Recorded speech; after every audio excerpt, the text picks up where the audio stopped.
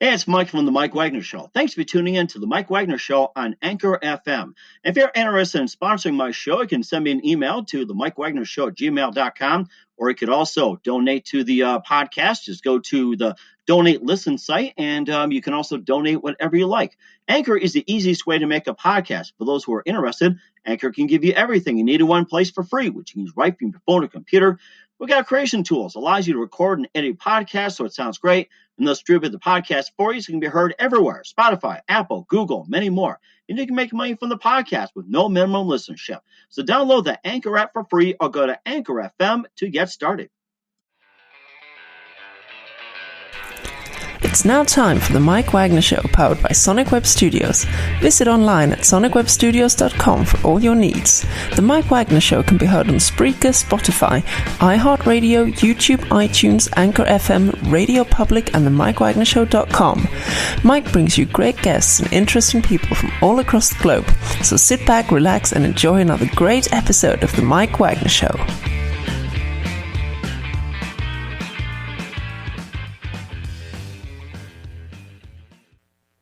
Hey everybody, it's Mike from the Mike Wagner Show, powered by Sonic Web Studios. Visit online at sonicwebstudios.com for all your needs. Looking at a professional website without breaking your budget, Sonic Web Studios is the answer. Sonic Web Studios offers fast, affordable custom web designs that blow the competition away. Call today at 1-800-303-3960. That's 1-800-303-3960. Or email to support@sonicwebstudios.com. Mention the Mike Wagner Show. Get 10% off your first order. Sonic Web Studios. Take your image to the next level. Also, the Mike Wagner Show can be heard on the MikeWagnerShow.com. You can check our Facebook page at facebook.com/the Mike Wagner Show. You can download and listen on Facebook, SoundCloud, Spreaker, Spotify, and iHeartRadio. Also on Anchor FM, Radio Public, iTunes, Google Play, and over 35 podcast platforms of The Mike Wagner Show. Take The Mike Wagner Show with you on any mobile device. Subscribe to The Mike Wagner Show on the YouTube channel. Also follow The Mike Wagner Show on Instagram and Twitter today.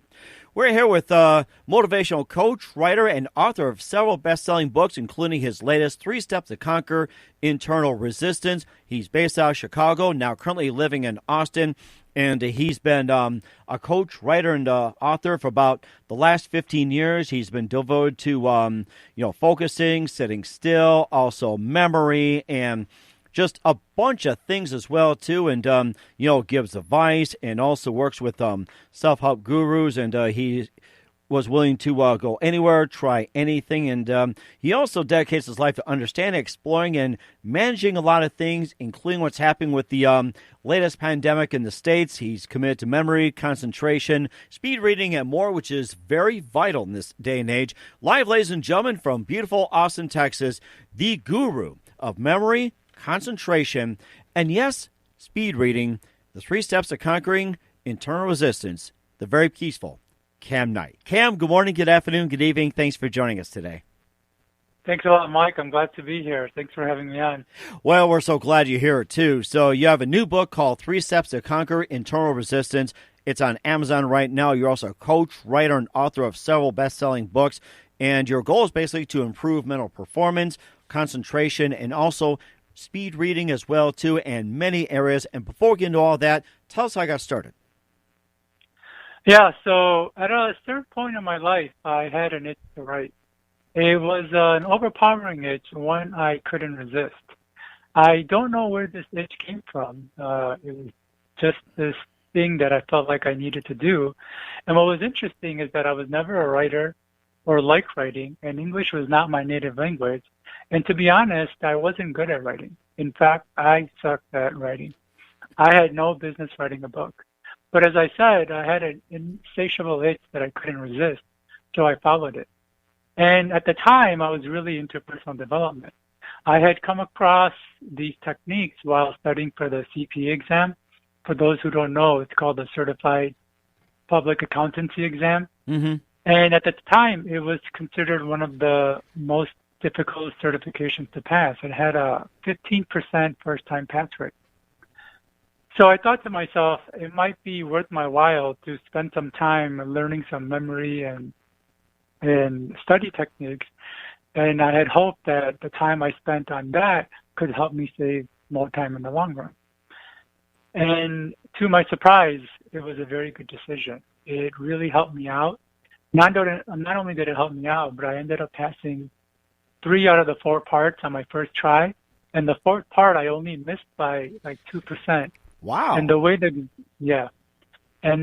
exam was structured is that I didn't have to take the 3 parts again. I just had to take that 4th part, and I took that again, and I passed it.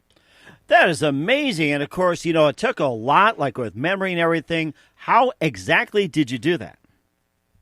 Yeah, so I learned different memory techniques like retrieval, as well as note-taking techniques like mind mapping that helped me organize and structure my thoughts and ideas and information that I was learning.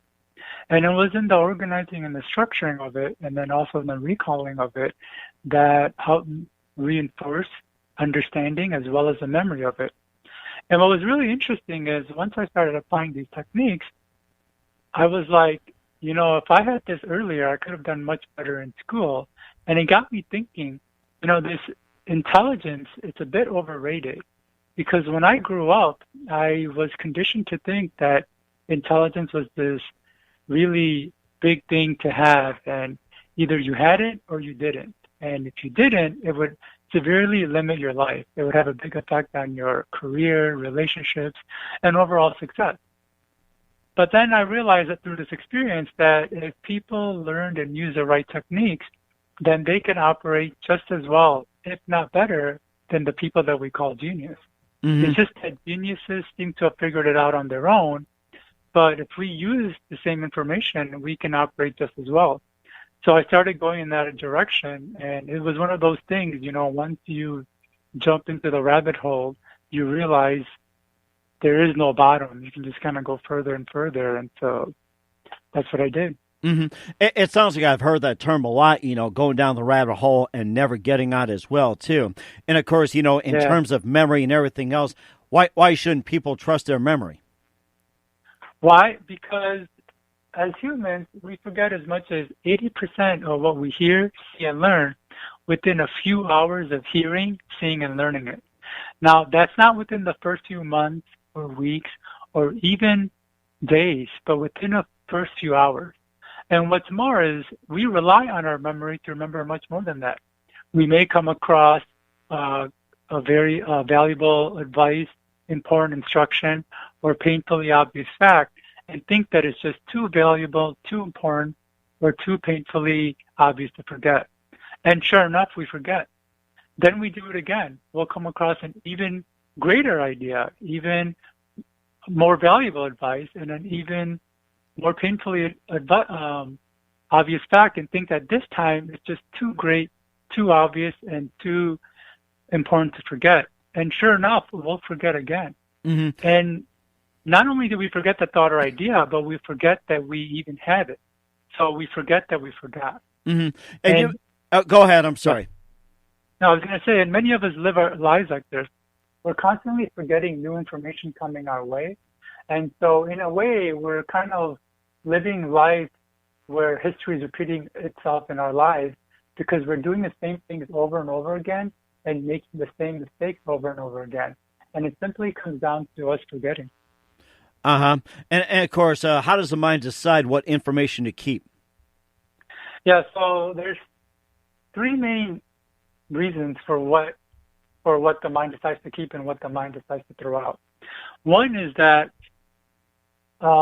if information is presented in ways that the brain is built to remember, then it will hold on to that information. So a good way to explain that is, so anytime a memory is formed, grooves or tracks are created in the brain.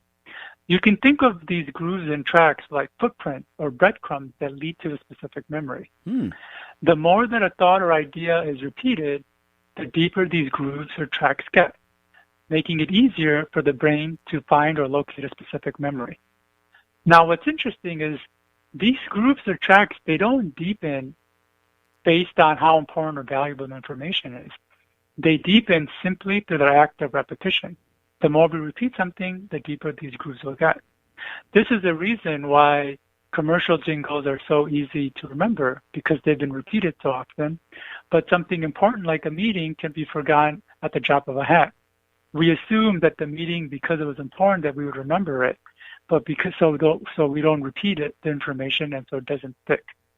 So this is kind of one example. But another would be like using association. Our mind is built to record information, attach information that we already know to other information.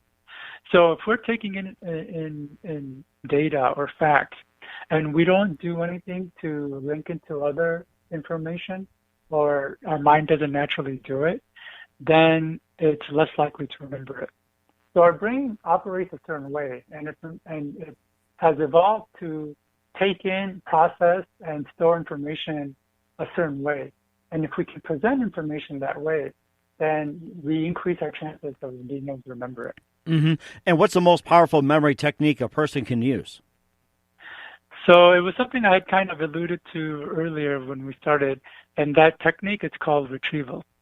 Retrieval is simply the act of recalling information that you have read, heard, or watched instead of rereading, rehearing, or rewatching it again. For example, I can give you a few different examples of what I mean. Mike, have you ever asked somebody to repeat themselves, and the moment that they do, it all comes back? Mm-hmm. They don't even have to finish what they're saying before you're like, oh, yeah, I remember that. I've had that happen over and over, too, so it's actually very common. Yeah, exactly. Or have you ever tried to recall a childhood memory, but you couldn't? But then you saw an old picture or toy from childhood, and everything surged back like you were there yesterday? It's happened before, yes. Yeah. So these examples illustrate that memories can be in our head, but seem like they're lost and forgotten. And the reason they seem like they're lost and forgotten is that we can't get it out when we want or need it out. So retrieval helps us practice getting information out. The more we practice pulling information out, the better our memory of that information will be. And it's really interesting, Mike, because for so long we've been conditioned to kind of put information in to our head. And this is actually quite easy and natural for the brain to do. But the challenge is that we never really were taught how to pull information out of our head. And if we never practice pulling information out of our head, then information just stays in there, seemingly lost and forgotten. And if we want to better recall things, we need to actually practice doing that. Mm-hmm. And that's fantastic as well, too. It's something to concentrate on. We'll talk more about concentration, but first listen to The Mike Wagner Show at themikewagnershow.com, powered by Sonic Web Studios. Visit online at sonicwebstudios.com for all your needs. Look at a professional website without breaking your budget. Sonic Web Studios is the answer. Sonic Web Studios offers fast, affordable custom web designs at below the competition way. Call today at 1-800-303-3960. That's 1-800-303-3960. Or email to support@sonicwebstudios.com. Mention the Mike Wagner Show. Get 10% off your first order. Sonic Web Studios. Take your image to the next level. Also, the Mike Wagner Show can be heard on the MikeWagnerShow.com. You can check our Facebook page at Facebook.com/The Mike Wagner Show. You can download and listen on Facebook, SoundCloud, Spreaker, Spotify, and iHeartRadio. Also on Anchor FM, Radio Public, iTunes, Google Play, and over 35 podcast platforms. Take the Mike Wagner Show with you on any mobile device. Subscribe to the Mike Wagner Show on the YouTube channel. Also follow the Mike Wagner Show on Instagram and Twitter today. We're here with coach, writer, and author of several best-selling books, Kam Knight, also CEO of Mind Lily here on the Mike Wagner Show. We talked about memory and how to improve, why people don't trust their memory, and more. And, of course, before we get to 3 steps to conquer internal resistance, we need to concentrate on some things and, tell us, why is concentration the most important skill anyone can develop? Okay. Well, Mike, every few years, a new self-help expert or guru comes out claiming to have the secret to success, achievement, and growth. Some will say is you need to have certain habits. Others will say you need motivation. While still others say you need to master your emotions. Now, personally, I don't think it's any of these. I think concentration is the most important skill we can develop. Because without concentration, we can't do anything else. We can't read a book, listen to a conversation, pay attention to a lecture, or follow our train of thought long enough to figure out where it's going. Concentration is useful for decision-making, evaluating options, problem-solving, and even driving safely. In fact, concentration is important for relationships. Because if we can't pay attention to people, those relationships can go only so far. And even the things that experts say is the most important, such as assertiveness and having habits and motivation, well, they all require concentration to develop. So more or less, concentration is a big deal.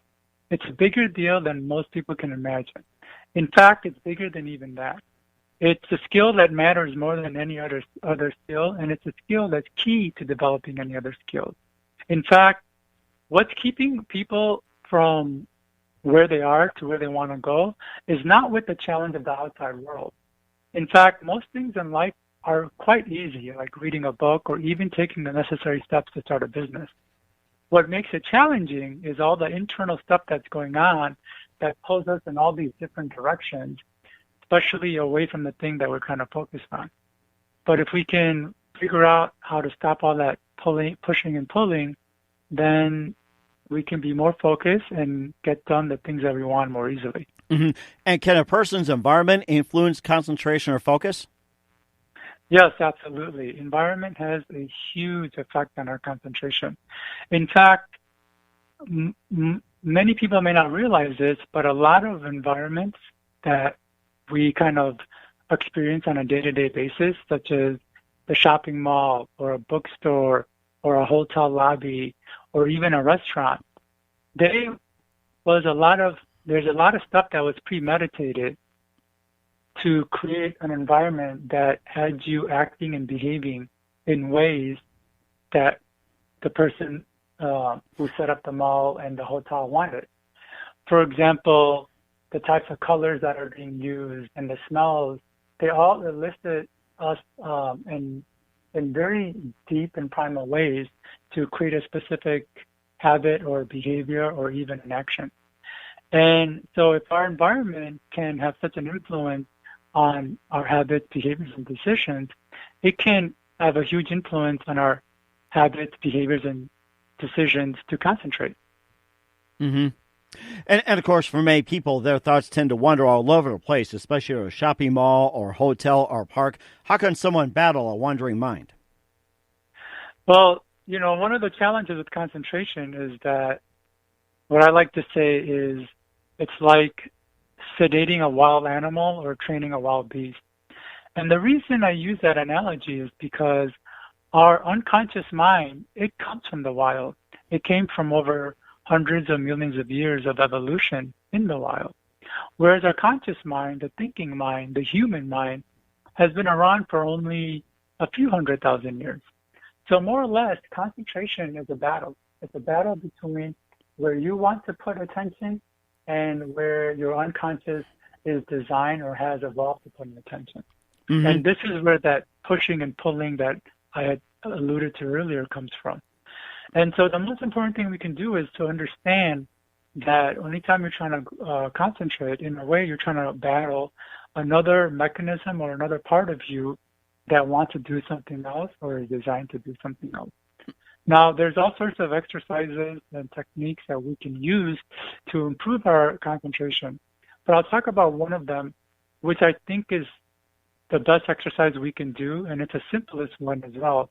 And when it comes to concentration, it's the simple ones that have the most effect because the simple ones we can focus on long enough for the technique to start working. And that technique is called self-talk. Have you heard much about self-talk, Mike? Well, self-talk is very common. There are times I have to say this. It's like I talk to myself a lot of times because I'm having a staff meeting, which is important to me, a staff meeting at 1. And, of course, self-talk can be on the radio as well, too, except, self-talking to you as well, too. So, that can be a self-talk in a way. So, exactly. You hit it on the head. So we're always talking to ourselves. And a lot of the things that we're saying to ourselves are not the most encouraging or conducive. And it's really important to change our self-talk. And the more we talk in positive ways of the outcome that we want, the more we're going to likely to see that outcome. And if we talk positive about our concentration, we're going to kind of manifest that. And so what I really recommend people do is create a list of 8 to 10 statements that describe the change that they want in their concentration, and then to affirm each of those statements 10 times every day. And it may not seem like doing that could be all that helpful, but I just want to stress, and I can go on about why this is so helpful, but I'll just give one evidence of it, is that our words are powerful. They have a huge influence on our lives.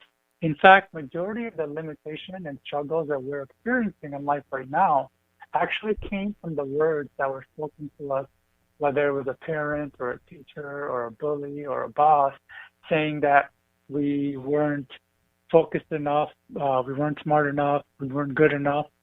And those words over time created the limitations that we have. And all of us, at one time or another, were told that we couldn't sit still and focus.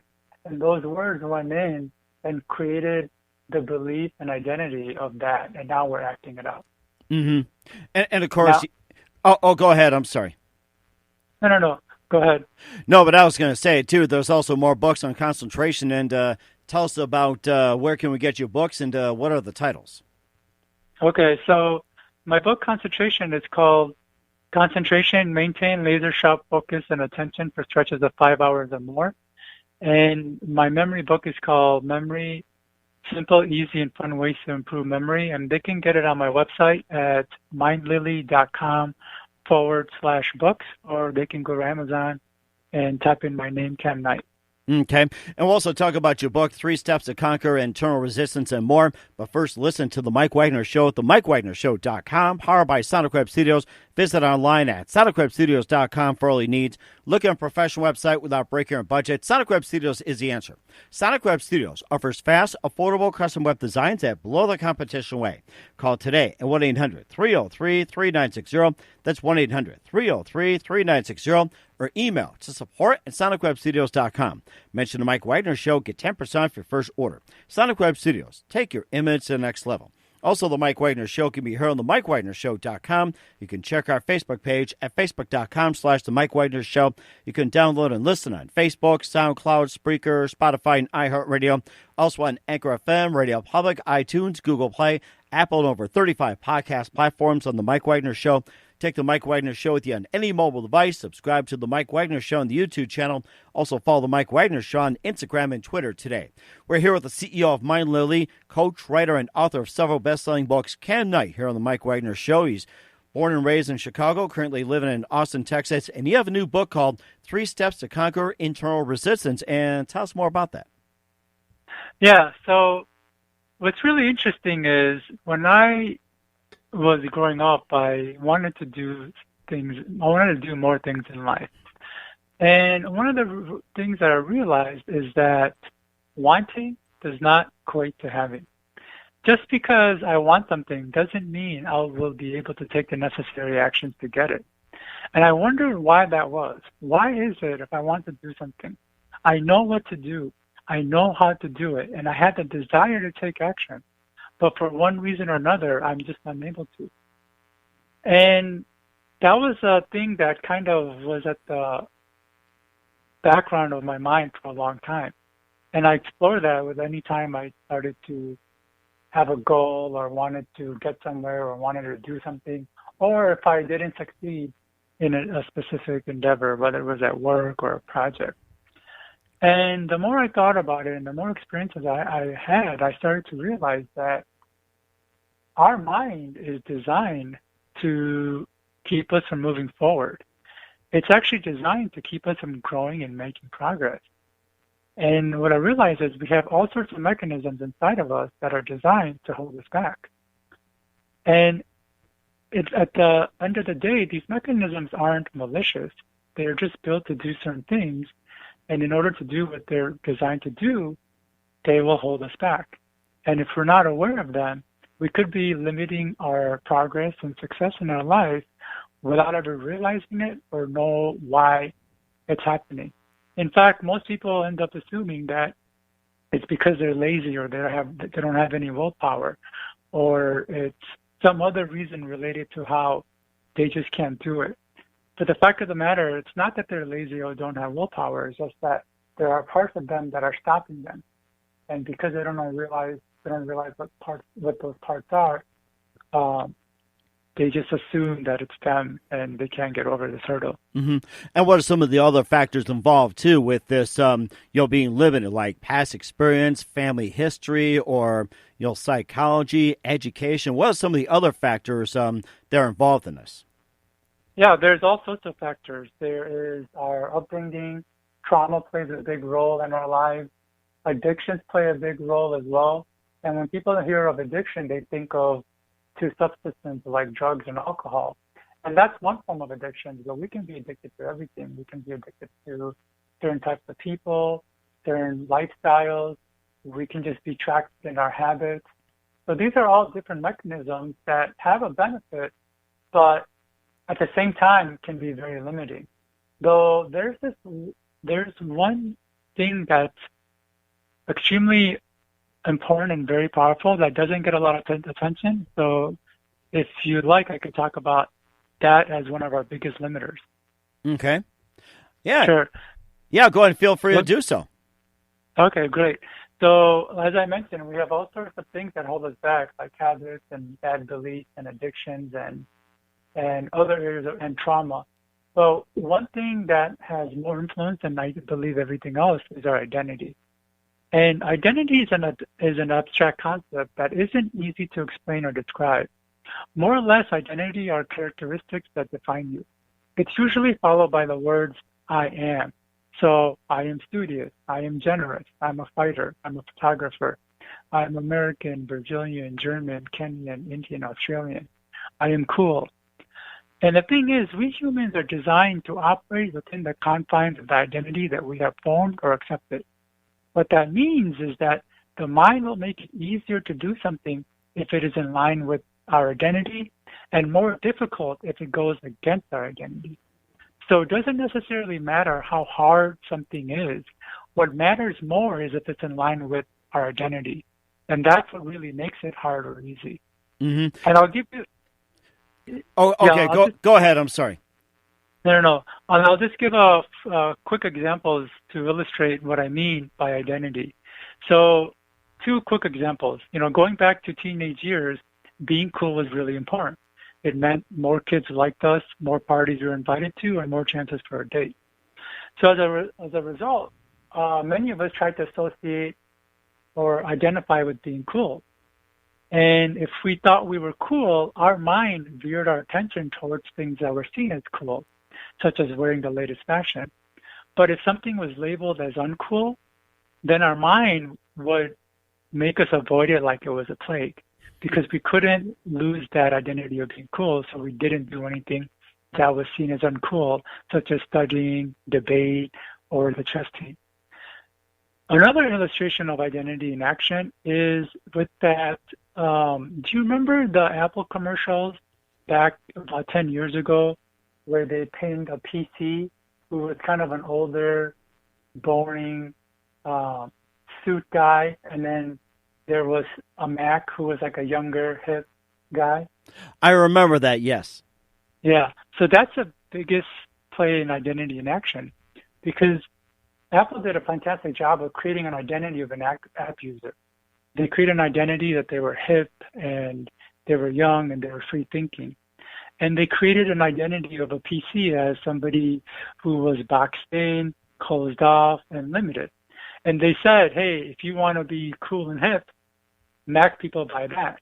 And if you don't, that's a PC. And so now there's this big identity, like, are you a Mac or PC? If you identify as a Mac, you couldn't buy a PC even if you tried. How interesting. Yeah, exactly. And on the other hand, Mac people, if you're a PC, Mac people annoy you to the point you would never use a Mac just to not be associated with that identity. So I know there's listeners in your audience who can identify with being Mac and PC and how they're very resistant to the other. And it comes down to identity. Mm-hmm. Now, since we're on that subject, are you a Mac or a PC user? It just makes me think right now. So it's kind of interesting. I've kind of become fed up with PCs just because of the challenges I've had, and they don't tend to work as as I wanted. And even though I bought a really nice PC recently that was supposed to have a nice camera so I can do a lot more shows, the fan runs really loud and whatnot. But because I don't want to be associated with a Mac, I still can't get myself to switch over. Even though I know this whole concept of identity and how it could be limiting, yet I still can't break that boundary. And of course, you could also say that Mac is better to work with. And of course, you complain about the fan. Is that supposed to make you cool? That is true. I'm sorry. I have to say that when you talked about a fan that runs trying to keep cool, and I said, well, if you're a fan of the PC, doesn't that make you cool having the fan? So that's what I'm thinking of. You know what? That's probably what it is. Even though I want to switch from a PC because it makes me cool, I'm sticking with it.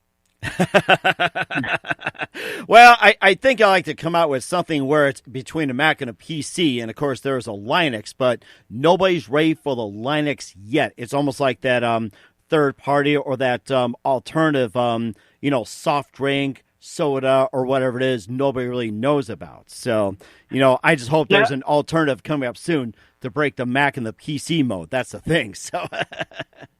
Yeah, I think there is an alternative, which is a Chromebook, but I don't know if it's any better because they're just kind of sucking you into their own ecosystem. And yes, I know about Linux, but because not too many people are using it, not enough people are making softwares and programs for those systems. So if you use Linux, you're kind of on your own a lot of times. And of course, it sounds like it too. And I had thoughts about going to Linux, but not as of yet. But getting back to the 3 steps to conquer internal resistance, and you talked about some of the factors that held you back, like the history, the experience, and everything else. Now, how did this apply? How will this apply to the current pandemic we're in right now? Well, it has a lot of applications. I think a lot of what we've talked about has a lot of applications. So for focusing, I had mentioned as humans, concentration is a battle between our unconscious and what our conscious mind wants. And our unconscious has designed and been evolved to put attention on and prioritize certain things over others. And one of those things are threats.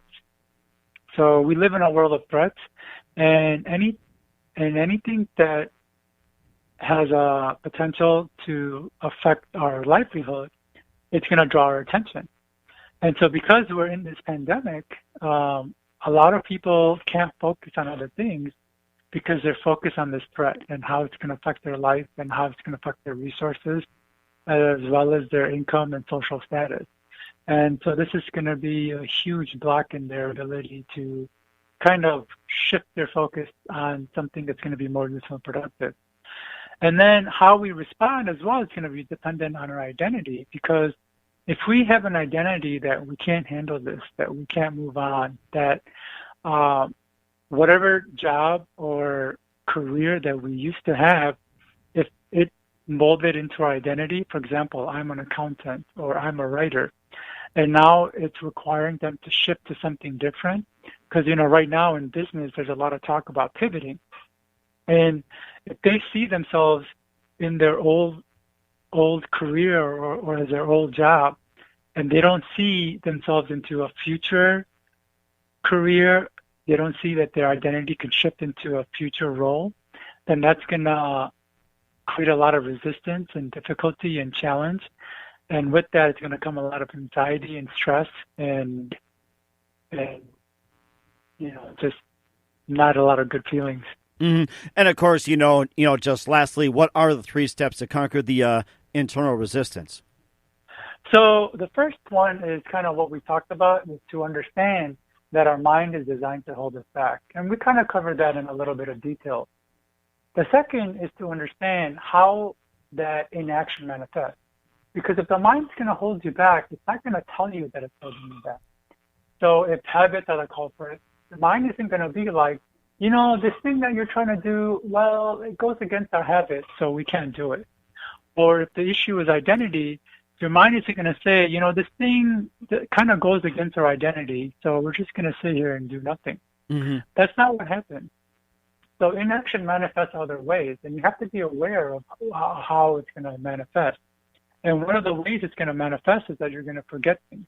You're going to forget goals that you set, action items on your plate, important meetings, and important appointments that are going to help you move forward. And it's because your old resistance is using the forgetting to keep you from moving forward. Another thing is that you will go into a heightened sense of preparation. Instead of taking action on what you need to be doing, you're going to be preparing to take action. So you'll go out and read a ton of books, watch a ton of videos, listen to all sorts of advice, and create a plan and rewrite that plan and take diligent notes and rewrite those notes. And you'll just spend all your time preparing instead of actually taking action. So it's really important to understand how your mind is like having you spin in your circles. And then once you understand how you're being led in circles, it's important to pull yourself out of it. And some of the ways is to understand that the way our human mind and body is built is that we can't make changes as fast as we're expected to or we want to. We need to take slower steps.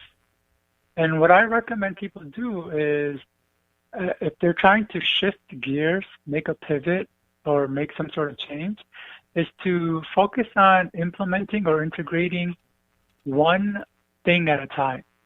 Don't go whole hog trying to do 5 or 6 things at once.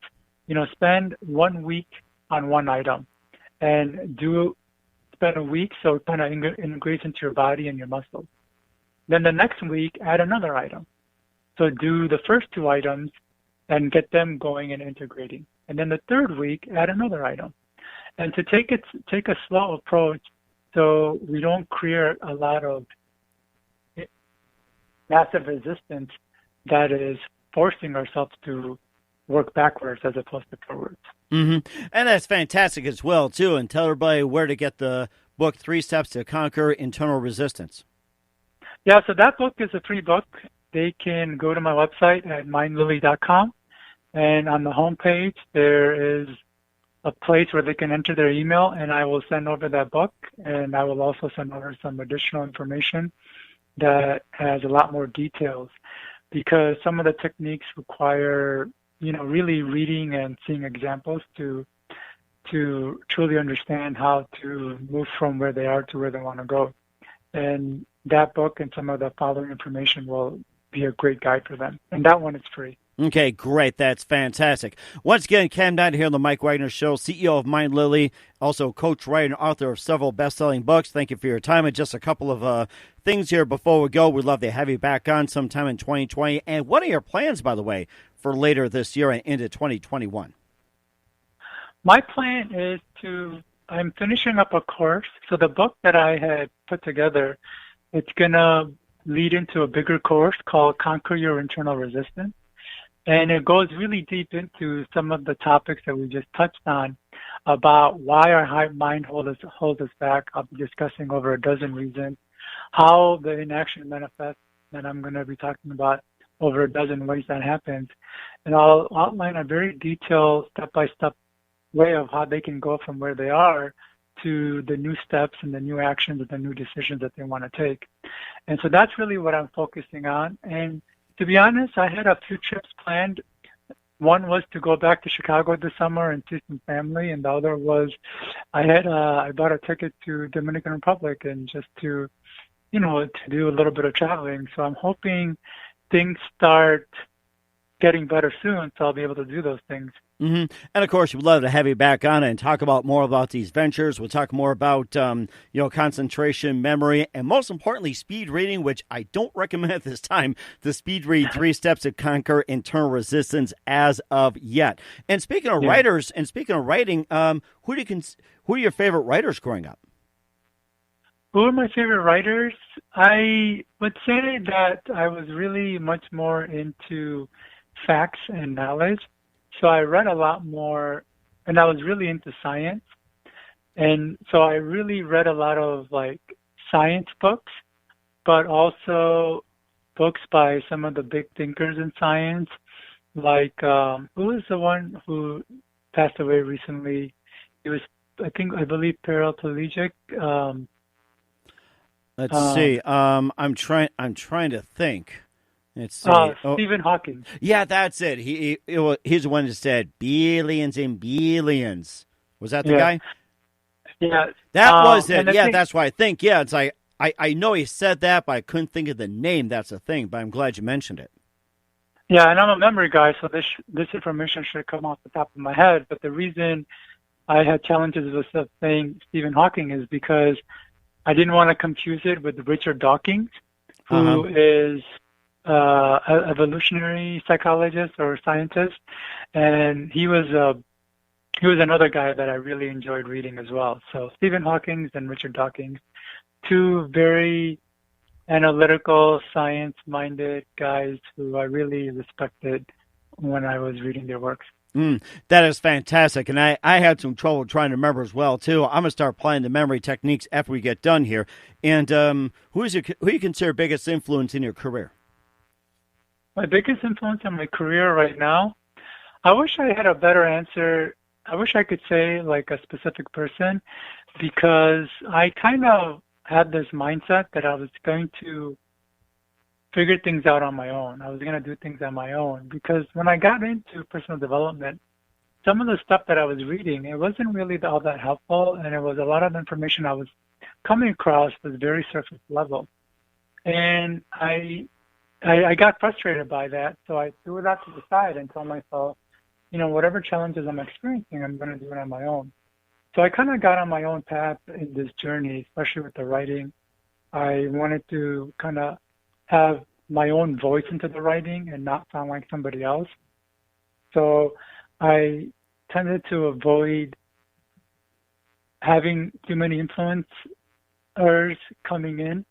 But now in the long run, I'm kind of regretting that, because if I had a bigger influence of somebody that I could look up to and follow their path, I think I would have a lot more notoriety and a lot more distribution of my thoughts and ideas and my work. So I wish I could give you a concrete answer, but right now I don't have that. That's fine. That's totally understandable. I'm sure it'll come up later. And what's the best advice you can give to anybody at this point? The best advice is pretty much the three main things that you asked me questions on and that we covered. One is, don't rely on your natural mental processes to remember information. Just because you get a great idea or an important fact doesn't mean that you will remember it long enough to put it into practice. So either write it down or use a memory technique to lock your memory of it. The other advice comes down to concentration is the most important skill that we can develop. So work on improving your concentration, or at least understanding what draws or pulls it away, so you are not being led astray by another part of your mind. And then the other thing is that whenever you try to do something, no matter how much drive and motivation you have to do it, there is going to be a part of you that's going to stop you and hold you back. You hear the phrase that we are our own worst enemies. Well, this is more or less it, because of this internal resistance, these mechanisms that hold us back. And just because you have resistance, it doesn't mean that there's something wrong with you or you just can't do it. You just have to understand what that resistance is, why it's there, and the things you need to do to overcome it. And that is so true. And once again, Kam Knight, CEO of Mind Lily, author of 3 Steps to Conquer Internal Resistance and other best-selling books. Big thank you for your time, Kam. You've been fantastic. Looking forward to again soon. Learning a lot from you. And once again, tell us about your upcoming projects. What's your website? How do people contact you? And where can people purchase your books? All right, great. So my name is Kam Knight. My website is mindlily.com. That's where you can get the free 3 Steps to Conquering Your Internal Resistance. mindlily.com/books is where you can get some of my other books, including Memory and Concentration that we talked about. My upcoming project is an online course that I'm going to put together on conquering your internal resistance. And if anybody would like to do one-on-one work or coaching work, or I do speaking, they can reach me at Kam, K-A-M, at mindlily.com. That is fantastic. Once again, Kam, big thank you for your time. You've been fantastic. Looking forward to having you again soon. Do us a favor, keep us up to date. Love you to have back on sometime in 2020, and we just love to have you back on. You've been great. All right, good. I'd love to be back on. This was a great show, Mike. Thanks for having me on again. Thanks for listening to the Mike Wagner Show, powered by Sonic Web Studios. Visit online at sonicwebstudios.com for all your needs. The Mike Wagner Show can be heard on Spreaker, Spotify, iHeartRadio, iTunes, YouTube, Anchor FM, Radio Public, and themikewagnershow.com. Please support our program with your donations at themikewagnershow.com. Join us again next time for another great episode of The Mike Wagner Show.